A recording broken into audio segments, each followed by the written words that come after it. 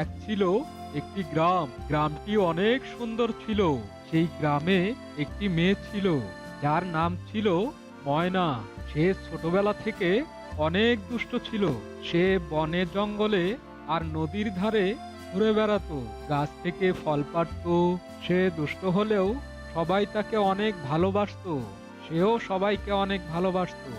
তার বাবা ছিল খুব দরিদ্র, যার কারণে তার বাবা বেশি দূর পড়ালেখা না করিয়ে অল্প বয়সে তাকে বিয়ে দিয়ে দেয়। কিন্তু তার বিয়েতে যৌতুক না দেওয়াতে তার পরিবার সহ তার স্বামী তাকে অনেক মারধর করে। কিন্তু এই ব্যাপার সে কাউকে বলতে পারে না, এমনকি তার পরিবারকেও বলতে পারে না। অনেক কষ্টে তার দিন কাটাতে লাগলো। একদিন ময়নাকে তার শ্বশুর বাড়ি থেকে বের করে দেয়। সে অনেক অসহায় হয়ে পড়ল। সে মনের দুঃখে যেদিকে চায় সেদিকেই বের হয়ে গেল। তারপর সে চলে যায় হাঁটতে হাঁটতে এক জঙ্গলের কাছে। তার অনেক তৃষ্ণা পেয়েছে, তাই সে বলল, আমি এখন কোথায় যাব? এই পথ তো আমি চিনি না। হঠাৎ জঙ্গলের ভিতর থেকে একটি বাঘ এসে তার সামনে দাঁড়ায়। কি হয়েছে তোমার? এমন মন খারাপ করে জঙ্গলে বসে আছো কেন? তারপর ময়না সব ঘটনা খুলে বলল সেই বাঘটিকে, এবং বাঘটিকে দাদা ভাই বলে ডাকলো। দাদা ভাই ডাকটি শুনে বাঘ অনেক খুশি হলো। সব শুনে বাঘ বলল, তোমার ভয় নেই ময়না, আমি তোমাকে খাবো না। আমি জঙ্গলের রাজা, আমাকে দেখে সবাই ভয় পায়। তবে তোমাকে দেখে আমার কেমন জানি মায়া লাগলো। আমার সাথে তুমি চলো। কোথায় যাব আমি? আমার যে খুব ভয় লাগছে। আমার আস্তানায় চলো। তোমার কোনো ভয় নেই দিদি, তুমি আমাকে ভাই বলেছো, তাই আমি অনেক খুশি হয়েছি। তারপর ময়না এবং সে বাঘটি জঙ্গলের ভেতর দিয়ে হাঁটতে লাগলো। পথে দেখা হলো একটি বানরের সাথে। আর বানরটি বলল, ও বাঘ সর্দার, বাঘ সর্দার, এ মানুষটি কে? কোথায় পেয়েছো তাকে? তখন বাঘটি বলল, এ আমার এক বোন, ওর নাম ময়না। সে আমাকে ভাই বলে ডেকেছে, আর সে খুবই অসহায়, তাই তাকে আমি আমার আস্তানায় নিয়ে যাচ্ছি। বানরটি অবাক হলো, ময়নাকে কিছু ফল দিল খেতে। তারপর আবার ময়না আর বাঘটি জঙ্গলের ভেতর দিয়ে হাঁটতে হাঁটতে সেই বাঘের আস্তানায় চলে গেল। তারপর কিছুদিন ধরে তার ভাইয়ের বন্ধনে জড়িয়ে ময়নাকে নানা রকম খাবার এনে দিত, তাকে লাফিয়ে লাফিয়ে সার্কাস দেখাতো, দুজন ঘুরেও বেড়াতো। এভাবে সময় যেতে থাকে। এরপর একদিন বাঘ বলল, চলো ময়না, তোমাকে শ্বশুর বাড়িতে দিয়ে আসি। এরপর ময়না বলে, কিন্তু তারা আমাকে বের করে দিয়েছে, কিভাবে যাব আমি? বাঘ বলল, তোমার কোনো চিন্তা ও ভয় নেই ময়না, তুমি আমার সাথে যাবে, আর দেখো আমি ওখানে গিয়ে কি করি। বাঘটি ময়নাকে সঙ্গে করে নিয়ে তার শ্বশুর বাড়িতে গেল। সেখানে বাঘ একটি হুঙ্কার ছাড়ল। বাঘের এই ডাকে ময়নার শাশুড়ি ও তার বর অনেক ভয় পেল। আর তখন বাঘটি বলল, এরপর আর কখনো তোমরা ময়নাকে কষ্ট দিবে না। সে এখন থেকে আমার একমাত্র বোন, আর আমি এখন থেকে তাকে মাঝে মাঝে দেখতে আসবো। কথাটা মনে থাকে জানো। এই বলে বাঘটি ময়নাকে রেখে চলে গেল। এরপর থেকে ময়নার আর কোনো দুঃখ থাকলো না। তার পরিবারের সবাই ভালো হয়ে গেল এবং সুখে শান্তিতে দিন কাটাতে লাগলো। তো বন্ধুরা, কেমন লাগলো আজকের গল্প? যদি গল্পটি ভালো লেগে থাকে তাহলে অবশ্যই সাবস্ক্রাইব করুন আর পাশে থাকা বেল বাটনটি ক্লিক দিয়ে রাখুন। আর অবশ্যই লাইক, কমেন্ট, শেয়ার করতে ভুলবেন না। বাহ শিয়াল বাহ, তোর বুদ্ধি তারিফ করতে হয়। ছাগলটাকে খেয়ে আমার পেট ভরে গেল, আর খুব মজাও পেলাম। তুই এখন যা, আমার খুব ঘুম পাচ্ছে। জি সিংহ মশাই, আপনার যেমনটা ইচ্ছে। এই বলে শিয়াল সেখান থেকে চলে গেল। তার কিছুদিন পর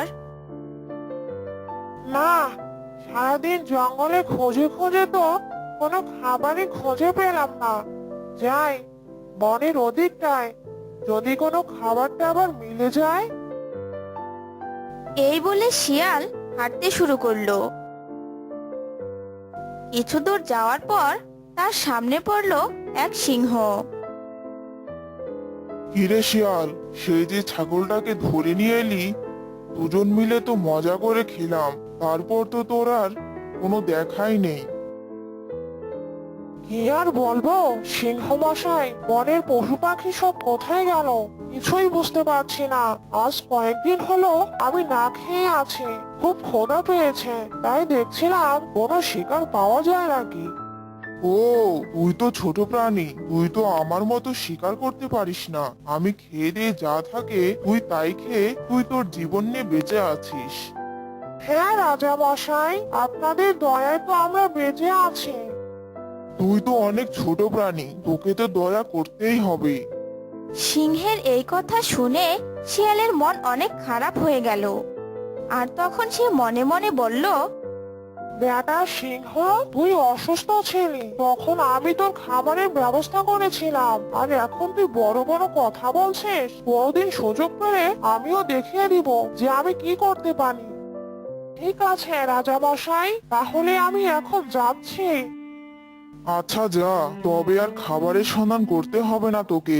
বনের উত্তর দিকে আমি কাল একটা শিকার করে ধরেছিলাম, সেখানে গেলে হয়তো তুইও কিছু হাড়গুড় পেলেও পেতে পারিস। সিংহের কথা শুনে শিয়াল রেগে গিয়ে সেখান থেকে চলে গেল। কিছুদূর যাওয়ার পর শিয়াল বলল, আজ 2-3 দিন ধরে কোনো খাবার জুটছে না, আর এর মধ্যে সিংহের কথা শুনে আমার গা একেবারে জ্বলে যাচ্ছে। এদিকে সকাল থেকে কোনো শিকার ধরতে পারলাম না, বনের ওদিক থেকে ওদিক খুঁজে খুঁজে তো কোনো খাবারই খুঁজে পেলাম না। এদিকে খাবার খুঁজতে খুঁজতে অনেক বেলা হয়ে গেল। একে তো ক্ষুধার্ত, তারপর কড়া রোদে শিয়াল খুবই হাঁপিয়ে গেল। অনেকক্ষণ তো হাঁটলাম, যাই ওই গাছের নিচে গিয়ে একটু বিশ্রাম নেই। অনেকক্ষণ হেঁটে তো রোদে আর গরমে অনেক তৃষ্ণা পেয়ে গেছে। কি যে গরম, তার উপর আবার এত রোদ, খাবারও তো পেলাম না কিছু, খুব তৃষ্ণা পেয়েছে। দেখি কোথাও গিয়ে অন্তত তৃষ্ণাটা মেটানোর জন্য পানি পাই কিনা। আজ আমার কপালটা খুব খারাপ, কে জানে পানিও খুঁজে পাবো কিনা। কথায় আছে না, অভাগা যেদিকে যায় সাগরও শুকিয়ে যায়। দেখি আমার ভাগ্যে আজকে সাগরের পানি না হোক, কুয়ার পানি অন্তত জোটে কিনা। শিয়াল আবার বনের মধ্য দিয়ে হাঁটতে শুরু করলো। হাঁটতে হাঁটতে এক পুরনো কুয়ার কাছে চলে এলো সে কুয়ার পাশে এসে দেখতে চেষ্টা করলো কুয়ার মধ্যে পানি আছে কিনা। দেখি তো কুয়ার মধ্যে পানি আছে কিনা। আরে কুয়ার মধ্যে তো খুবই অল্প পরিমাণ পানি আছে, কিন্তু এই পানি আমি খাবো কিভাবে? যাই দেখি আরেকটু গিয়ে দেখি যদি কোনো খাওয়া দাওয়া যায়। এভাবে কুয়ার চারপাশে ঘুরে ঘুরে দেখতেই হঠাৎ সে পড়ে গেল কুয়ার ভেতর। কুয়ায় পানি কম থাকায় কুয়ার দেয়াল বেশ খাড়া ছিল। শিয়াল কুয়ার দেয়াল বেয়ে উঠতে চেষ্টা করলো, কিন্তু কিছুতেই সে উঠতে পারলো না। অনেক চেষ্টার পর এক সময় সে হাল ছেড়ে দিল। তার চোখে মুখে ভয় দেখা দিল। তখন সে বলল, আরে কোন বিপদে ফেসে গেলাম রে বাবা, এখন কি করি? পানি খেতে এসে কি শেষ পর্যন্ত পানিতে প্রাণ যাবে নাকি? কি করা যায়? ও কি করি এখন? এদিকে এক ছাগল বনের ভিতর ঘাস খাচ্ছিল। ঘাস খেতে খেতে রোদে আর গরমে ছাগলের বেশ পানি তৃষ্ণা পেল। তখন সে বলল, ও এই যে রোদ আর গরম, আবার পানি তৃষ্ণাও পেয়েছে খুব, কি যে করি? ঘাস তো অনেক খেলাম, এবারে একটু পানি খেলে খুব ভালো হতো। যাই দেখি কোথাও পানি পাই কিনা, একটু পানি খেয়ে তারপর গাছের তলায় একটু বিশ্রাম নেওয়া যাবে অনেকক্ষণ। এই বলে ছাগল হাঁটতে শুরু করলো। হাঁটতে হাঁটতে ছাগল চলে এলো সেই কুয়োর পাশে। ছাগল উকি মেরে দেখলো কুয়োর ভিতরে পানি আছে কিনা। উকি দিতেই সে দেখতে পেল এক শিয়াল তার ভিতরে সাঁতরে বেড়াচ্ছে। তখন ছাগল কৌতূহলবশত শিয়ালকে বলল, শিয়াল ভাই, ও শিয়াল ভাই, তুমি কুয়ার ভেতর কি করছো? চালাক শিয়াল খুব সহজে ছাগলের বোকা বোকা চোখ এবং তৃষ্ণার্ত মুখ দেখে বুঝে গেল তাকে কি করতে হবে। তাই সে হঠাৎ এক নিমিষে চিন্তা করে উত্তর দিল, আরে ছাগল ভাই, তুমি এই রোদে আর গরমে বাহিরে দাঁড়িয়ে কি করছো? দেখছো না আমি ঠান্ডা পানিতে কেমন সাঁতরে বেড়াচ্ছি? এই পানি এত ঠান্ডা আর এত মিষ্টি যা আমি কোনোদিনই খাইনি ভাই। আরে খেয়ে দেখো না, তোমার প্রাণ জড়িয়ে যাবে ভাই। আর এই গরমে শরীরটা না হয় একটু ভিজিয়ে নিলে এই ঠান্ডা পানিতে, ভালো লাগবে তোমার। আরে আসো না। শিয়ালের কথাগুলো খুবই মনে ধরলো ছাগলের। খুব তৃষ্ণার্ত আর গরমে অতিষ্ঠ থাকায় সে শিয়ালের চালাকি ধরতে পারল না। তখন ছাগল বলল, আরে শিয়াল ভাই, তুমি তো আমার মনের কথাই বলেছো, আমি এক্ষুনি এখানে আসছি। এই কথা বলে কোনো কিছু চিন্তা ভাবনা না করেই ছাগল লাফ দিয়ে কুয়োর ভেতরে পড়ল। অনেক তৃষ্ণার্ত থাকার কারণে পানি খেতে খেতে সে বলল, আরে আসলেই তো তুমি ঠিকই বলেছিলে, এই পানি তো খুবই সুস্বাদু আর ঠান্ডাও বটে। এই পানি তো আমি পেট ভরেই খাবো। ঠিক আছে ছাগল ভাই, তুমি পেট ভরে পানি খাও, আমি এখন যাই।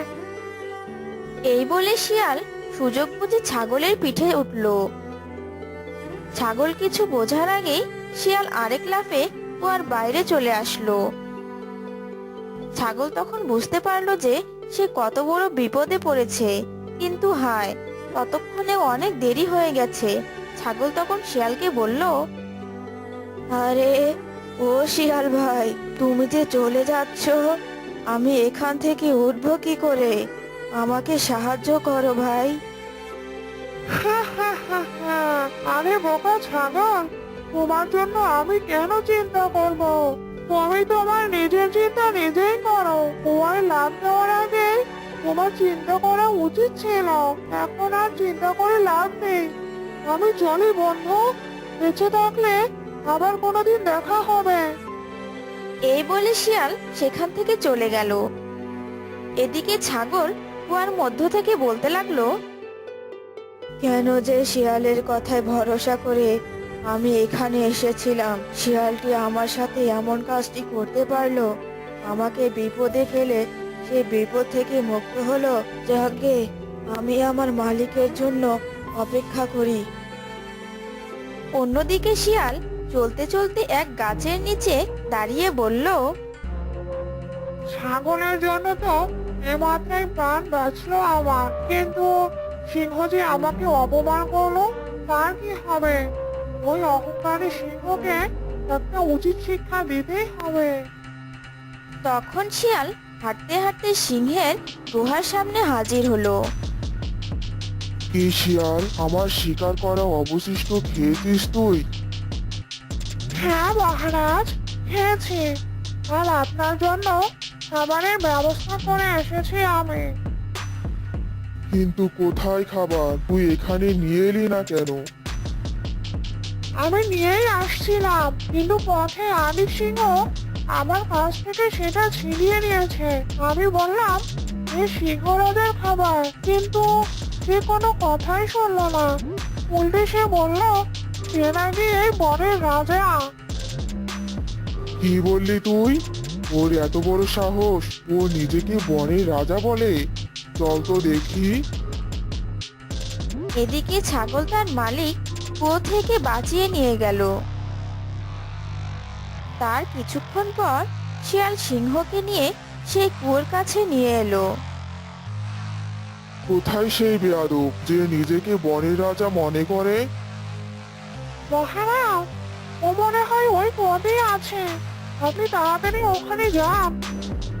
সিংহ তখন কুয়ার পাশে গেল আর তার প্রতিচ্ছবি কুয়ার ভেতরে দেখতে পেল।